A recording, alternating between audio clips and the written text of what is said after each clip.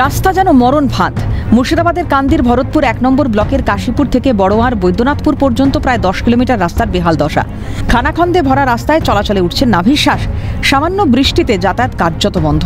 ক্ষোভের পারদ চড়তেই মঙ্গলবার গ্রাম পঞ্চায়েত অফিসে তালা ঝুলিয়ে ও পথ অবরোধ করে বিক্ষোভ দেখায় স্থানীয়রা। বিক্ষোভে সামিল টোটো চালকরাও। রাস্তার পজিশন তো খারাপ এবং মেম্বার প্রধান সবকে তো বলি টোটোওয়ালা বলো গ্রামবাসী বলো হতে পেরেশান। আমাদের 1000 টাকা গাড়িতে খরচা হয়েছে, আবার পাল্টি খেলি পারে গাড়িতে মানুষের মনে করে হাড় গোড় সব ভেঙে যাবে, তাহলে সেই জরিমানা আমাদের লাগবে। রাস্তাতে মানুষ চলার সাথে গাড়ি কি চালাবো আমরা? এই জন্য আমরা বন্ধ রেখেছি। মানুষ পায়ে হেঁটে চলার সাথে গাড়ি কি চালাবো? অসুস্থ মানুষ থেকে স্কুল কলেজের পড়ুয়া, সমস্যার সম্মুখীন হচ্ছে সবাই। অভিযোগ, দীর্ঘদিন ধরে সংস্কারের দাবি জানালেও কর্ণপাত করছেন না জনপ্রতিনিধিরা। আমাদের রাস্তাঘাটের পরিস্থিতি খুবই খারাপ। আমরা রাস্তাঘাট না হলে আমরা টোটো গ্রাম থেকে বার করতে পারছি না। আর এমার্জেন্সি কেস হলে তাদেরও খুব অসুবিধা হচ্ছে। আমাদের চাই রাস্তাঘাট।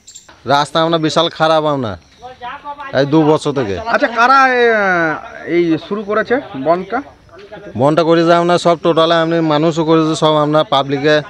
রাস্তাঘাট আমরা বিশাল খারাপ। আমরা রাস্তায় তো খারাপ, কোনো গাড়ি যাওয়া আসা হচ্ছে না।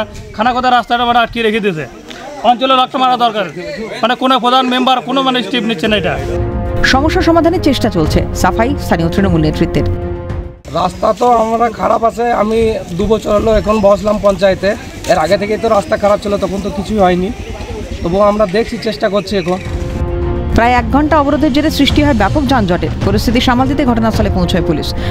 ভরতপুর থানার ভারপ্রাপ্ত আধিকারিকের আশ্বাসে স্বাভাবিক হয় যান চলাচল। খুলে দেওয়া হয় গ্রাম পঞ্চায়েত অফিস।